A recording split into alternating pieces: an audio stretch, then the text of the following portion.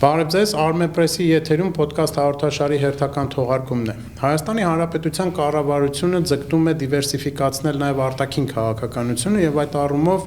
անցնող 2025 թվականին տեղի ունեցան բավականին հետաքրքիր գործընթացներ։ Իսկ որքանով հաջողեց Հայաստանի Հանրապետության կառավարությունը եւ մասնավորապես մեր արտգործնախարարությունը, այս հարցի շրջանակում մենք կզրուցենք միջազգայնակետ Ջոնի Մելիքյանի հետ։ Բարև ձեզ, պարոն Մելիքյան։ Մենք փորձենք տարանջատել թեմաները, տարբեր ուղղություններով խոսենք, բայց մինչ այդ ես կխնդրեի, որպեսզի դուք ամփոփ գնահատեք, անցնող տարին ինչպիսին էր այն հատկապես մեր արտաքին քաղաքականության դիվերսիֆիկացման տեսանկյունից։ Դա ամփոփելով տարին իմ կարծիքով շատ խիտ էր, շատ այցելություններ ունեցանք թե Հայաստան, թե Հայաստանից դուրս մեր պետական պաշտոնյաների եւ արտաքին քաղաքականության համար ինքը շատ հագեցած էր բոլոր ուղղություններով, եւ ինչը հենց դրսևորում էր եւ ցույց էր տալի այն բալանսավորման եւ բալանսավորված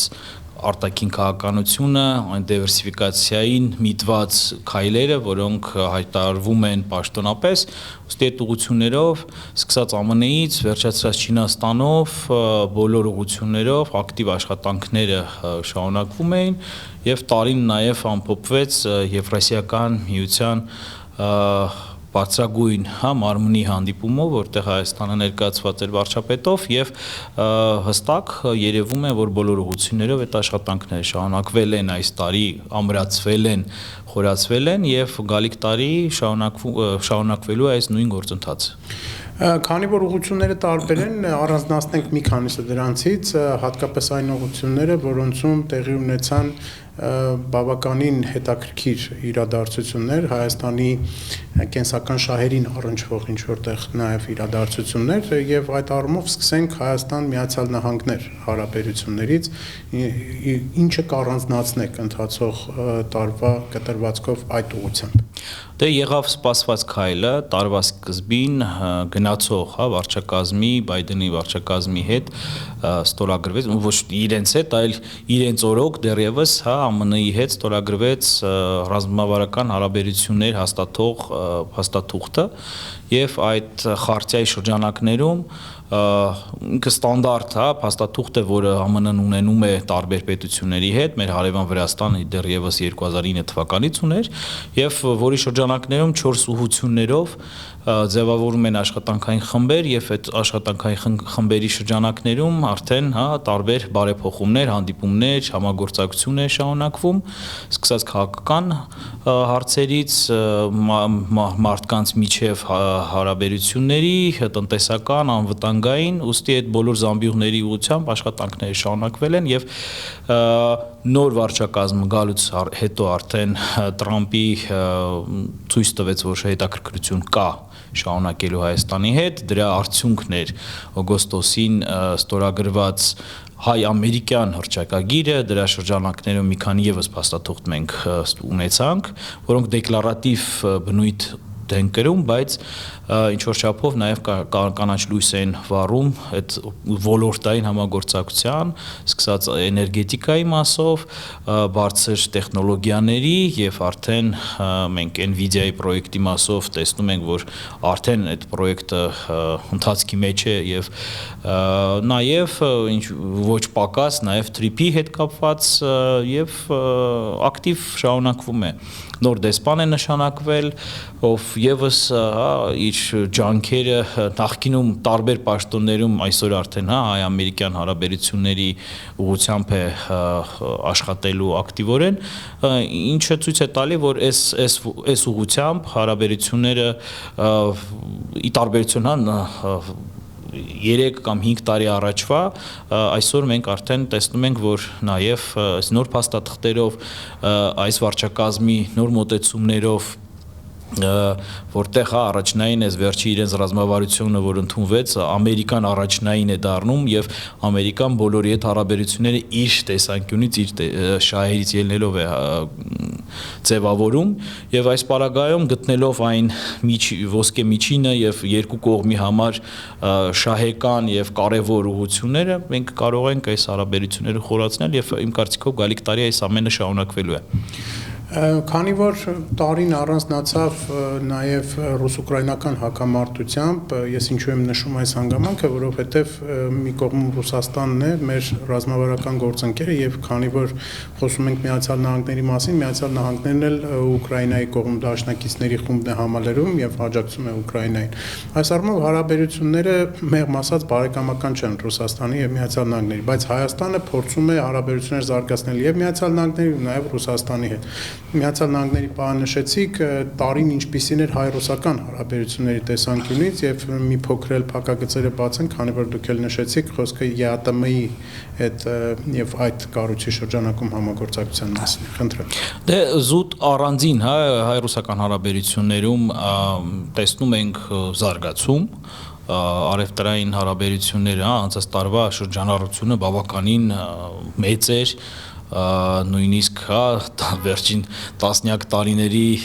տրամաբանությունից դուրս այս տարի անկում ապրեց, բայց մենք հասկանում ենք, թե ինչի հաշվին էր անցած տարի ավելացել, ուստի հիմա արդեն նորմային է մոտենում, ակտիվ հարաբերությունները առևտրատնտեսական զարգանում են, քաղաքական երկխոսությունը գոյություն ունի եւ շարունակվում է, ինչը կարծիքով ըստեղ արդեն ալարմիստական բաներ, երբ որ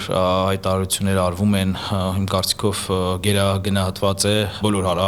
պետություններ իրար հետ կարող են ունենալ տարբեր խնդիրներ, ուրիշ հարց է այդ խնդիրների լուծումը եւ դրա շուրջ աշխատանքը, ուստի հայ-ռուսական հարաբերությունները ակտիվ, հա, Հայաստան-Ռուսաստան զարգացել են այս տարվա ընթացքում, նաեւ բազմա կողմ շրջանակներում, այստեղ արդեն ԵԱՏՄ-ի շրջանակն է, որտեղ եւս ԵԱՏՄ-ի շրջանակներում Հայաստանը ստանում է թե առևտրի մասով, թե տարբեր ոլորտներում մրցակցային հնարավորություն եւ Ղրղստանից հետո ըստ տնտեսական աճի Հայաստանի երկրորդն է միության մեջ, որտեղ նաև, հա, եթե մենք խոսում ենք նաև ինֆլյացիայի մասով, մեր մոտ ամենամինիմալն է համարվում, ուստի մենք տեսնում ենք դրական կողմերը այս միությունում լինելու եւ այս օրերին արդեն, հա, տեղի ունեցած հանդիպումը, որը Պետերբուրգում տեղի ունեցավ, որի շրջանակներում նաև ընդլայնվում է համագործակցող պետությունների կազմը, հա, ուստի մեր համար ինչն է շատ կարևոր դիվերսիֆիկացման, արտաքին քաղաքականության տրամաբանության մեջ Իրանի հետ, որը մեր սահմանակից պետություն է, Էմիրությունների հետ, որը մեր top 5-ի մեջ մտնող առևտրային գործընկերից մեկն է, Ինդոնեզիան, որը ոչ պակաս կարևոր ասիական պետություն է, բոլոր այս պետությունները որևէ փաստաթուղթ կամ ունեն արդեն ուժի մեջ է, կամ պատրաստվում են նույն Հնդկաստանը ստորագրելու ազատ առևտրի մասով, ժամանակավոր կամ մշտական, բայց ինչը նաև տալու է հնարավորություն Հայաստանին ոչ միայն, հա, որպես առանձին պետություն հարաբերություններ ակտիվացնելու այս պետությունների հետ, այլ որպես ԵԱՏՄ անդամ երկիր եւ ինչը իմ կարծիքով նաեւ դրականորեն կարող է ազդել նաեւ առաջին հերթին Հայաստան-Իրան, Հայաստան-Էմիրություններ հարաբերությունների վրա տնտեսական։ Ոստի այստեղ եւս իմ կարծիքով դրական դինամիկան կա, ուրիշ հարց է, որ ՀԱՊԿ-ի շրջանակներում մասնակցությունը սառեցված է, չնայած որ Ռուսաստանից եւ այլ կառույցից եւ այլ պետություններից հնչում են կարծիքներ, որ Հայաստանը լիարժեք անդամ է այս կազմակերպության, բայց Երևանը իմ կարծիքով արդեն այս կառույցում լինել չլինելու մասով բոլոր հայտարարությունները արված են, կարմիր գծերը գծված են եւ ակնկալիքները Երևանի եւս ծանոթ են գործընկեր պետություններին։ Ուստի այստեղ որևէ նորություն չկա կամ դեպի վատ չի գնացել, ոչ էլ դեպի լավ, հա, այստեղ ցենց իրավիճակը անփոփոխ է։ Այդքանը երևի եւ նաեւ ԵԱՏՄ-ի շրջանակներում շատ կարեւոր է, որ կենտրոնական ասիական ուղղությունն է Հայաստանի համար ել ավելի ակտիվանում, նախկինում երբ որ մենք հայ-ղազախական հարաբերությունները, Հայաստան-Ղազախստան հարաբերությունները դիտարկում էինք որպես խորացված, շատ բարեդրացիական, դաշնակցային եւ այլն, հա, լինելով տարբեր նմանատիպ, ԵԱՏՄ-ից սկսած կառույցներում, բայց նաև ֆիքսվում էր խնդիրը, որը հիմնականում լոգիստիկան էր, որ չունենալով լոգիստիկ, ունենալով սահմանափակումներ, դրա համար առևտրային հարաբերություններում մեր մոտ կային չռեալիզացված տարբեր հնարավորություններ, ուստի այսօր արդեն, երբ որ մենք տեսնում ենք առաջին քայլերը դեռևս, երբ որ Ադրբեջանը հանում է սահմանափակումները տրանզիտի իրենց տարածքով, ուստի եղավ ներմուծումը ղազախական ցորենի, ուստի այստեղ մենք տեսնում ենք, եթե այս ամենը շարունակվի եւ միակողմանիչ լինի նաեւ Հայաստանից դեպի Կենտրոնական Ասիա, ԵՏՄ այլ պետություններ մենք կարողանանք ապրանքներ արտահանել, այդ ամենը իմ կարծիքով ԵԱՏՄ-ի շրջանակներում եւ մեր կենտրոնական ասիական ուղղության արտաքին քաղաքականության մեջ շատ լուրջ փոփոխություն կբերի դրական, ինչը իմ կարծիքով շատ կարեւոր է նաեւ լոգիստիկայի տրամաբանության մեջ։ Շարունակելով իհարկե լոգիստիկայի տրամաբանությունը մի փոքր ավելի այլաբանորեն ասած հեռուն գնանք, խոսքը հեռավոր ասիական տարածաշրջանի մասն է, որտեղ կան երկու պետություններ, համենայն դեպս նրանցից մեկի հետ հարաբերությունները համենայն դեպս 20-30 տարի առաջ այդպիսի սերտ զարգացում չէին կանխատեսում, բայց այսօր Հնդկաստանը դարձել է մեր առաջնահերթ գործընկերներից մեկը։ Հայ-հնդկական հարաբերությունների առումով տարին ինչպիսին էր։ Տարվա ընթացքում շարունակվեցին կոնտակտները, տեսեք, մենք արդեն վերջի 2-3 տարվա ընթացքում Հնդկաստանը մեր համար մեկ գործընկերն է ռազմատեխնիկական համագործակցության տեսանկյունից, փորձեր են արվում այսօր արդեն լոգիստիկայի մասով, ուղիղ չվերթների հարցը լուծելու, туриզմի ոլորտում համագործակցությունը ակտիվացնելու, առևտրատնտեսական, ինչը կաղում ենք այսօր ելնելով այն օբյեկտիվ պատճառներից, որ տարածությունը մեծ է եւ մենք տարբեր լոգիստիկական բարդություններ ունենք, եւ նույնիսկ տարբերություն Վրաստանի չունենք ուղիղ չվերթներ։ Ուստի այստեղ մի ոլորտում մենք ունենք շատ ակտիվ խորացող հարաբերություններ, քաղաքական երկխոսությունը եւս Նյու Դելհի եւ Երևանի միջև շատ առաջ է գնում եւ շատ դրական է, բայց դեռևս տնտեսության, առևտրատնտեսական մասով մենք ունենք այն խոչընդոտները, ինչը նախկինում արդեն նշեցի Ղազախստանի հետ կար եւ այսօր միգուցե այս նոր միտումներով կարող է փոխվել։ Ուստի այստեղ դեռևս զարգացնելու տեղ կա եւ Հայաստանը այս տարվա ընթացքում, երբ որ Սինդուր օպերացիան տեղի ունեցավ հնդպակիստանական այդ մինի պատերազմը, այսպես ասենք,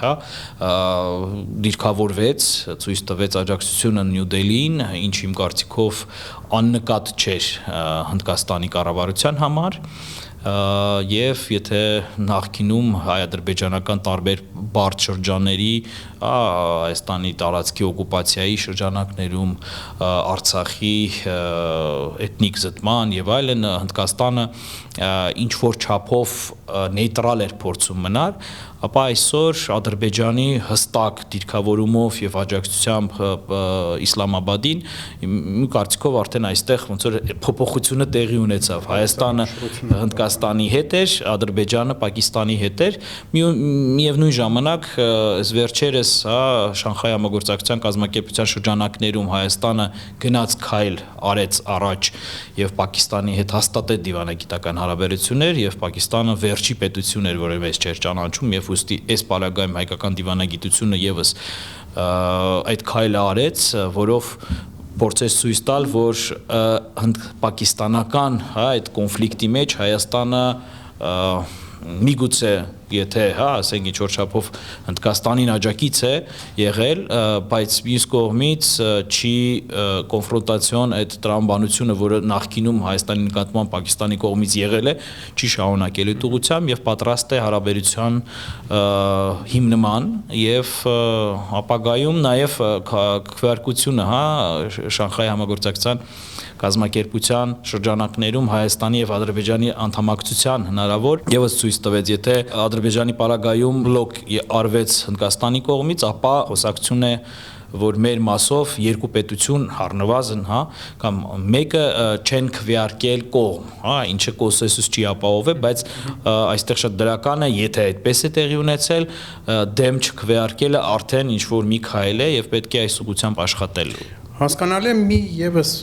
մեծ գերտերության հետ հարաբերություններին անդրադառնանք, խոսքը Չինաստանի մասին է։ Չինացիները շատ ակտիվ աշխատում են տարբեր երկրների հետ, տարածաշրջանների եւ այդ թվում նաեւ Հայաստանի հետ։ Այստեղ բավական հետաքրքիր խթան կա, կարծում եմ երկկողմ հարաբերությունների համար, որովհետեւ պետական մակարդակով երկու երկրները առաջ են քաշել հայեցակարգեր։ Հայաստանը խաղաղության խաչմերուկի ջատագովն է, իսկ Չինաստանը ավանդաբար առաջ է քաշում իր մեկ ճանապարհ, մեկ գոտի հայեցակարգը, որքանով են դրանք համադրվում եւ այս տեսանկյունից ինչպես կգնահատեք նաեւ հայ-չինական հարաբերությունները։ Դրական եմ գնահատում եւ այս տարի տեղի ունեցավ նաեւ, հա, Չինաստանում հանդիպման շրջանակներում երկու երկրների ղեկավարների կողմից ընդունվեց մի փաստաթուղթ, որով այս հարաբերությունները ռազմավարական բնույթ ստացան, ինչը սպասված էր եւ միգուցե, հա, նախկինում նույնիսկ ես էի կասկածում ԱՄՆ-ի հետ խորացող հարաբերությունների ֆոնին այս նոր վարչակազմի ինչպես կարող ենք մենք Չինաստանի հետ հարաբերություններում մեկ քայլ առաջ անենք, ապա իրավիճակը այնպիսին էր, որ հնարավորություն կար եւ կարծիքով Երևանը այդ հնարավորությունից օգտվեց եւ մենք ունեցանք այս փաստաթուղթը եւ դրա շրջանակներում ինքը ես այդպես ասեմ, հա, քաղաքական որպես փաստաթուղթ եմ համարում, որը կանաչ լույս է վառում ներդրումների, տարբեր նախագծերի, ուստի խոսելով, հա, ենթակառուցվածքային այդ նախագծերի մասով իրենք, այ մեկ գոտին մեր նախագծերը իրենք զուտ, հա, ասենք մեր մասով, խաղաղության խաչմերուկ ինքը տարածաշրջանում Հայաստանի առաջարկն է բոլոր խաղացողների տարածաշրջանում եւ տարածաշրջանից դուրս, որ բացվելով բոլոր սահմանները, ենթակառուցվածքները վերականգնելով մենք բոլորին տալու ենք հնարավորություն մեր տարածքը օգտագործելով, եթե կարճ է բեռնափոխադրումներ ապահովեն։ Չինաստանի մեկ գոտի ճանապարհը, նու, այս նախագիծը, այսպես ասենք, մեգա նախագիծը ինքը այն ծրագիրն է, որի միջոցով Չինաստանը իր ահռելի այդ ռեսուրսները ֆինանսական տարբեր շրջաններում, տարբեր պետություններում ներդնում է, ինչը նաև քաղաքական կոմպոնենտի է վերածվում ժամանակի ընթացքում ազդեցության գոտիներ ստեղծելու, ինչը այսպիսի գերտերությունների համար նորություն չէ եւ այստեղ ուրիշ հարց է, որ մենք փորձենք համադրենք մեր տեսանկյունը, մեր տեսլական, այսպես ասենք, մեր տարածաշրջանի մասով, մեր հանրապետության մասով, ինչպես է այս ամենը համադրվում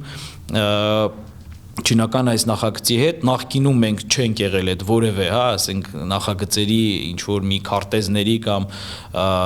նախագծերի մեջ, հա, չինական այսօր արդեն ինչ որ չափով մենք հայտնվում ենք այնտեղ եւ պարզ է որ ոչ միայն մեզանից չէ կախված այս ամենը, բայց իմ կարծիքով աշխատանքները շարունակվելու են, Չինաստանը ոչ միայն քաղաքական մակարդակով ունի լավ հարաբերություններ, նաեւ քաղաքասարակության, տարբեր մասնագիտական շրջանակներին վերապատրաստելու Չինաստանում բավականին լուրջ ռեսուրսներ են ծախսվում, ինչը այսօր նույնիսկ տեսեք USAID-ի փակման ֆոնին, երբ որ բավականին նվազել են արևմտյան գրանտային ծրագրերը, նմանատիպ ծրագրերը, մենք տեսնում ենք այդ կտրուկ ավելացումը չինական նախագծերի եւ չինական ծրագրերի, ինչը ցույց է տալի, որ այս տարածաշրջանում մեկի թուլանալը կամ մեկի ռեսուրսների պակասելը կոմպենսացվում է այլ մյուսի, հա, եւ ուստի մեր համար առաջանում է մի խնդիր փորձել բալանսավորել, փորձել այս գլոբալ խաղացողների կոնֆլիկտի մրցադաշտի, հա, ասենք դաշտում չլինենք, որ մենք չտուժենք այդ ավելի լայն կոնֆլիկտից, իսկ այս տարվա ընթացքում եղան փորձեր, հա, ուկրաինական կոնֆլիկտի լուծման, իմ կարծիքով 26 թվականը որոշիչ է լինելու այս կոնֆլիկտի համար եւ ԱՄՆ ներգրավումը միգուցե բերի ինչ-որ արդյունքների, ինչը նաեւ կազդի թե մեր տարածաշրջանի, թե սովետական, հա, ասենք կենտրոնական Ասիայով, Եվրոպայով, միջև Ասիա, ինչի միջին պատրաստ է պետք լինել տարբեր սցենարներին, տարբեր հնարավորություններին եւ բաց չթողել այդ հնարավորությունը։ Եվ վերջում, քանի որ մեզ մնացել է հաշված րոպեներ, 1-2 րոպե, մենք իհարկե ձեզ ավելի շատ գիտենք որպես Վրաստանի հարցերով փորձագետ, որովհետեւ բազմիցս նաեւ առիթ ենք ունեցել հայ-վրացական հարաբերությունների մասին խոսելու, պարզապես չխորանալով այդ հարաբերությունների մեջ, առավել եւս որ բոլորին է հայտնի, այդ հարաբերությունները դրական իմաստով բավականին յուրահատուկ են, բարձր մակարդակի վրա են,